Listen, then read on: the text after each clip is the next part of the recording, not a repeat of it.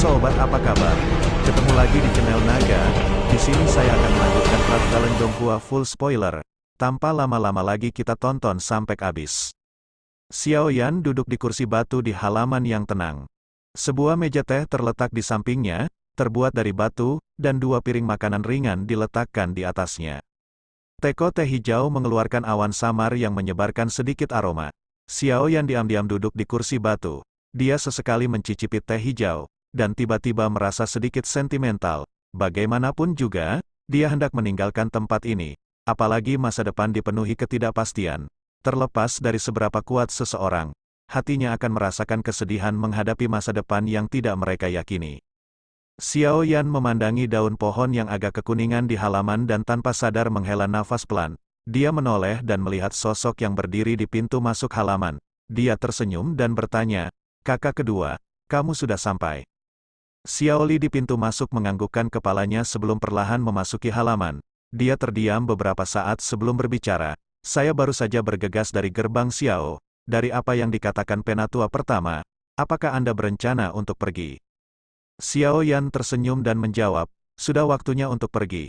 Terus berada di tempat ini tidak akan membuatku benar-benar mendapatkan kekuatan untuk bersaing dengan Hall of Souls. Kamu selalu berjalan tepat di depan. Namun, tempat ini memang terlalu kecil untuk kamu saat ini. Dataran tengah akan menjadi yang paling cocok untukmu." Xiao Li menghela nafas dengan perasaan sedih. Dia fokus pada Xiao Yan dan emosi sekali lagi muncul di hatinya. Pemuda lembut di masa lalu tanpa sadar telah tumbuh sedemikian rupa. Mata Xiao Yan tanpa sadar berubah masam saat dia melihat Xiao Li yang agak tidak senang. Keberangkatan kali ini tidak seperti dulu. Jarak antara dataran tengah dan wilayah sudut hitam, atau kekaisaran Jiama sulit untuk dihitung, oleh karena itu, dia tidak tahu kapan dia akan kembali setelah keberangkatan ini. Xiao Li buru-buru menguatkan perhatiannya saat dia melihat Xiao Yan yang agak pendiam. Xiao Li menepuk pundaknya dan tersenyum sambil berkata, "Jangan bersikap terlalu sentimental terhadap saudara keduamu. Jika kakak tahu bahwa aku menghalangimu di sini, dia mungkin akan memarahiku sampai mati." Hati Xiao Yan menjadi hangat saat menyebut nama kakak.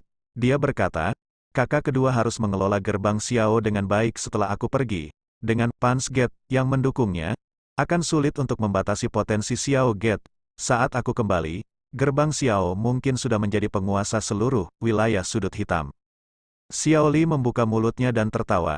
Dia berkata dengan sangat bangga, "Anda dapat yakin bahwa ini hanya masalah waktu sebelum situasi itu terjadi." Xiao Yan menyeringai saat mendengar jawabannya. Dia menggelengkan kepalanya dan berkata, "Jangan meremehkan orang-orang di wilayah pelosok hitam ini. Namun, saya sudah berbicara dengan tetua pertama. Dia akan mencoba yang terbaik untuk membantu Anda. Akademi Jianan biasanya mempunyai hubungan buruk dengan faksi di wilayah pelosok hitam dulu. Itu adalah incaran semua orang. Namun, dengan gerbang Xiao saat ini, Akademi Jianan memiliki sekutu tambahan. Dengan pengaruh Xiao Gate yang menyebar di wilayah pelosok hitam, hal itu akan mampu membantu Akademi Jianan lolos dari situasi yang memalukan."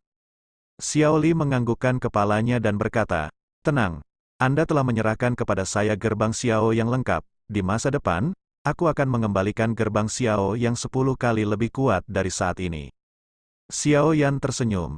Dia ragu-ragu sejenak sebelum mengeluarkan botol giok dari cincin penyimpanannya. Ada pil obat ungu merah di dalamnya. Tangan Xiao Yan membelai botol giok itu sebelum menyerahkannya pada Xiao Li beberapa saat kemudian. Dia dengan lembut berkata, "Setelah saya pergi, saya ingin menyusahkan saudara kedua untuk mengirim seseorang untuk mengirimkan pil obat ini ke Kekaisaran Jiama dan secara pribadi menyerahkannya ke tangan Cailin." "Cailin, Ratu Medusa ya?" Xiao Li sedikit terkejut saat mendengar nama ini. Namun, beruntung dia juga mengetahui hubungan antara Cailin dan Xiao Yan. Oleh karena itu, dia menganggukkan kepalanya. Dia tidak menanyakan alasannya saat dia menerima pil obat dan dengan hati-hati meletakkannya di dalam cincin penyimpanannya. Dia berkata, "Saudara ketiga, yakinlah bahwa saya secara pribadi akan mengirimkan ini ke Kekaisaran Jiama ketika saya punya waktu." Xiao Yan tersenyum dan mengangguk. Dia dengan lembut berkata, "Selain itu, kamu harus lebih sering melakukan kontak dengan kakak." Aliansi Yan berkembang pesat di Kekaisaran Jiama. Dengan Cailin yang menjaganya, Hall of Souls akan kesulitan untuk menyakiti aliansi Yan kecuali ahli sejatinya ikut terlibat. Setelah kekuatan Xiao Gate meningkat di masa depan, kita akan dapat menduduki timur dan barat dengan Yan Alliance. Pada saat itu, kedua faksi akan mendominasi wilayah barat laut ini. Ya. Xiao Li menganggukkan kepalanya. Dia memandang Xiao Yan dan bertanya, kapan kamu akan kembali setelah pergi kali ini? Xiao Yan terdiam, dia segera menggelengkan kepalanya dan dengan lembut berkata, saya tidak tahu. Kapan kamu akan berangkat? Besok. Xiao Li tanpa sadar tertawa getir saat mendengar ini. Dia maju selangkah dan dengan kasar memeluk Xiao Yan. Tangannya dengan kuat menepuk punggung Xiao Yan sambil berkata, teman kecil, jaga dirimu baik-baik. Ingat kata-kata kakak, klan Xiao tidak bisa hidup tanpamu. Penyelamatan ayah juga merupakan sesuatu yang hanya bisa dicapai olehmu. Mendengar suara Xiao Li tiba-tiba menjadi lebih serak. Mata Xiao Yan tanpa sadar memerah meskipun dia berkarakter. Kakak kedua, kamu juga harus berhati-hati. Xin Lan tanpa sadar menutup mulutnya dan tertawa saat melihat ketidakpastian di mata Xiao Yan. Lubang cacing adalah hal yang aneh di dataran tengah. Itu dibuat oleh elit Douzun menggunakan kekuatan spasial untuk menghubungkan dua lokasi berbeda.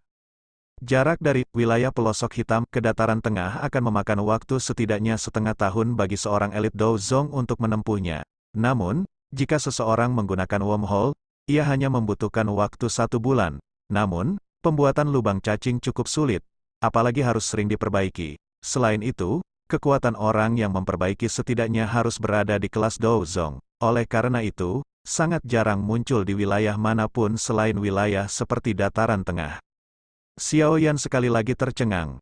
Lubang cacing membutuhkan seorang elit Douzong untuk menjadi tukang reparasi. Dataran tengah ini sebenarnya memiliki benda misterius dan baru. Pada saat ini, Xiao Yan tampaknya mengalami kesusahan seperti orang dusun yang